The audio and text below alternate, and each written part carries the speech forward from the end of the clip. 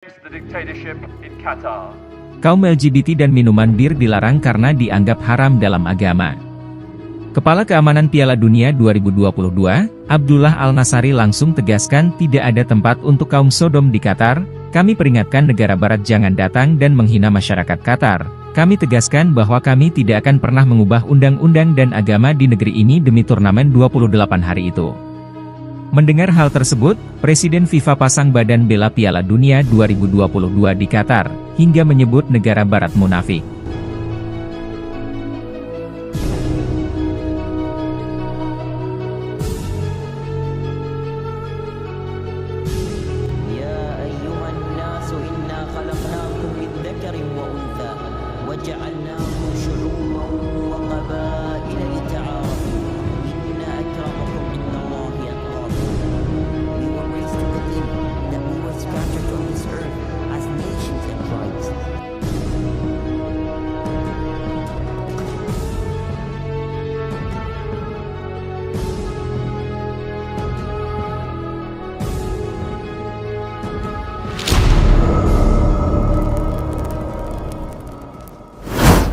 Presiden FIFA, Gianni Infantino, menilai negara barat munafik karena terus mengkritik penyelenggaraan Piala Dunia 2022 Qatar. Gianni Infantino membela Piala Dunia 2022 Qatar dengan menyampaikan pidato berapi-api selama lebih dari 1 jam pada Minggu malam.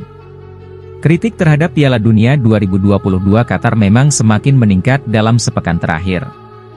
Topik utama yang terus menjadi sorotan adalah tudingan pelanggaran hak asasi manusia dalam persiapan maupun penyelenggaraan Piala Dunia 2022 Qatar. Tudingan itu terbagi menjadi 2 isu utama, yakni terkait pekerja migran dan soal kelompok kaum Sodom atau sering disebut dengan LGBTQ. Pemerintah Qatar akan bersikap tegas kepada supporter dari berbagai negara yang ingin menyaksikan langsung Piala Dunia 2022.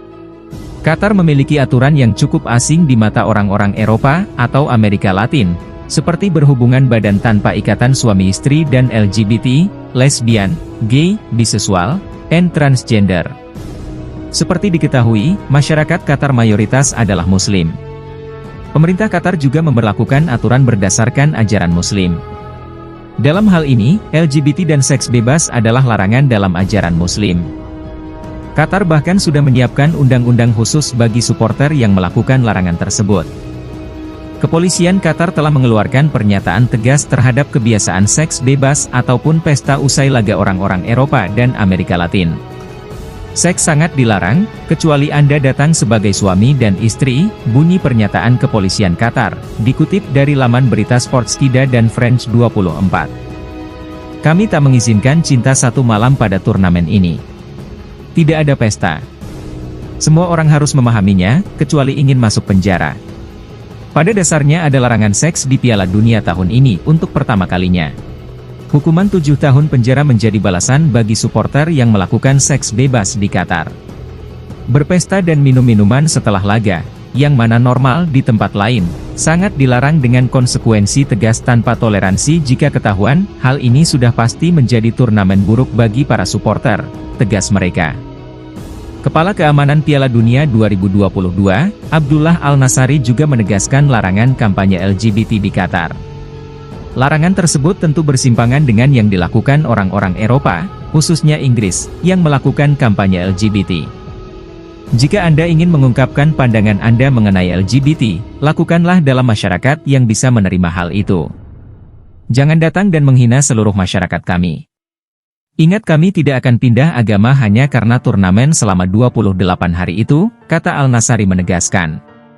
Jika seorang penggemar mengibarkan bendera pelangi di stadion dan bendera itu diambil, itu bukan karena kami ingin menyinggungnya, tetapi untuk melindunginya, ungkap dia.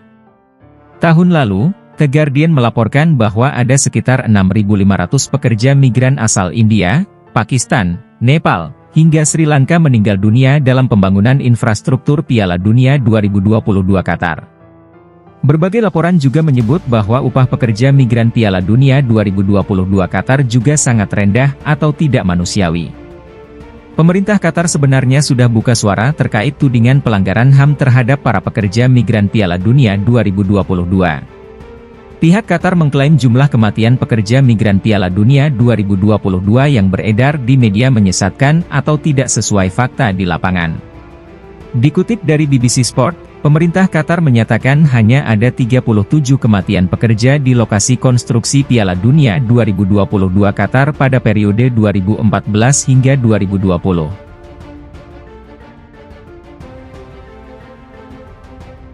Banyak media juga menyoroti aturan Qatar yang menyudutkan kelompok LGBT. Terkini, Qatar dan FIFA juga menyepakati aturan pembatasan peredaran minuman beralkohol selama Piala Dunia 2022. Aturan soal kelompok LGBT dan juga minuman beralkohol itu berkaitan dengan fakta bahwa Qatar adalah negara Islam.